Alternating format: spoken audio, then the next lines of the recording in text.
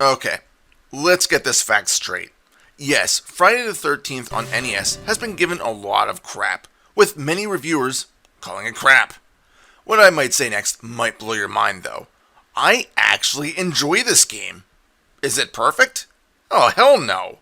But I promise you that although it does have its issues, it's really not as bad as you might think, even if it may be an LJN published game.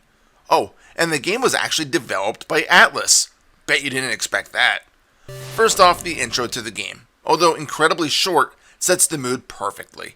A knife flying from the corner of the screen into Jason's mask, with a creepy tone playing afterwards. Sadly, this is about as much of an intro as you get.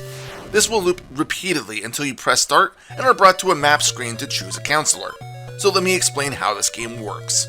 You have 6 counselors that you can choose from, in essence giving you 6 different chances to take down the slasher film icon. In addition to this, there are 15 kids hidden in 3 different cabins, with each cabin housing 5 kids.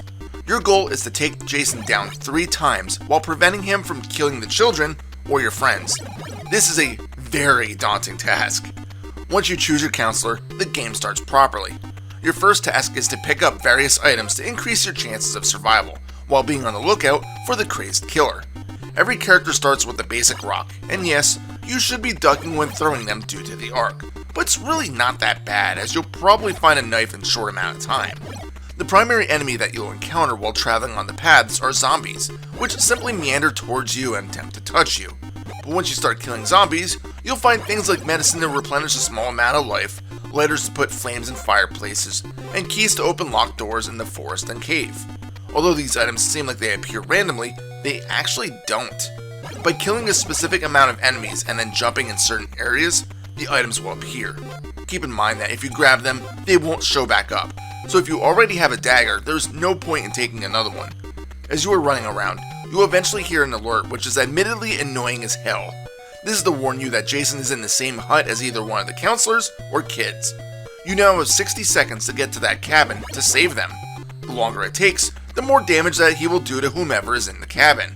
If you don't make it in time, your friend may die, or he'll kill off the kids. If all of the counselors or all of the kids die, it's game over, so you really should stop what you are doing whenever that alarm goes off and rush to their aid. Once you enter the cabins, you'll see that the viewpoint changes to an adventure game dungeon crawl style mode. If you wish, you can hunt for Jason to chase him away, or you can leave to fight another day. In these cabins, Jason is fought in almost a punch-out style mode.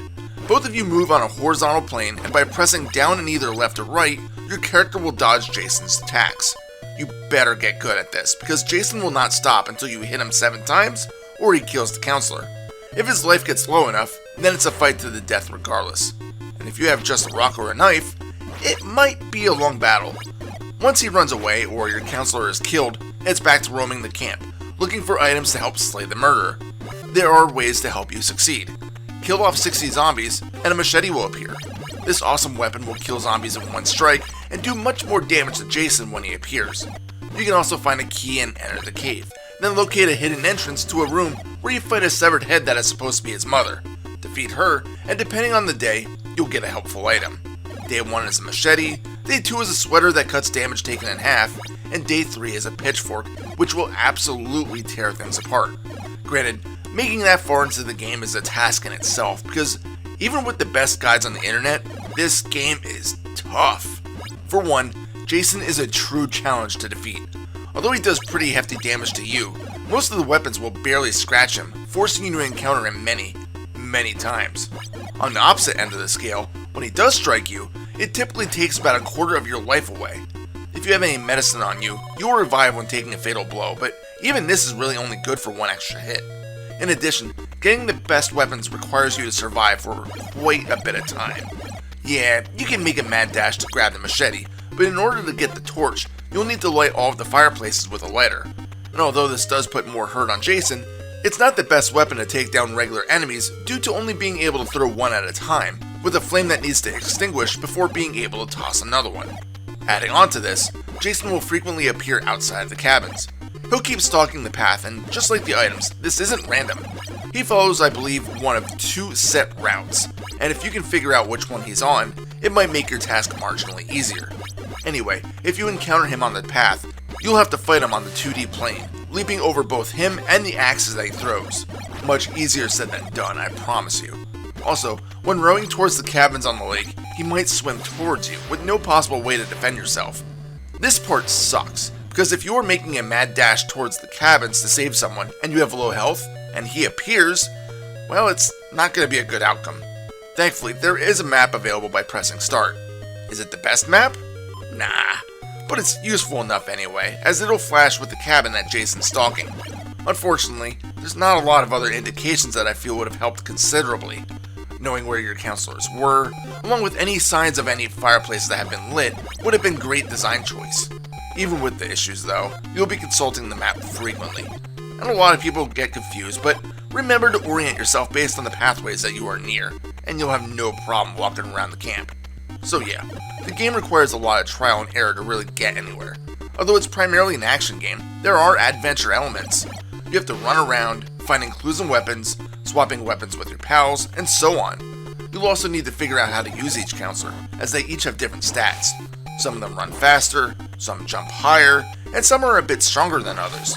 One character even rows the boat better than the others. If your faster characters are killed, you might run into trouble when using a slower character that has to make their way across the camp to save someone.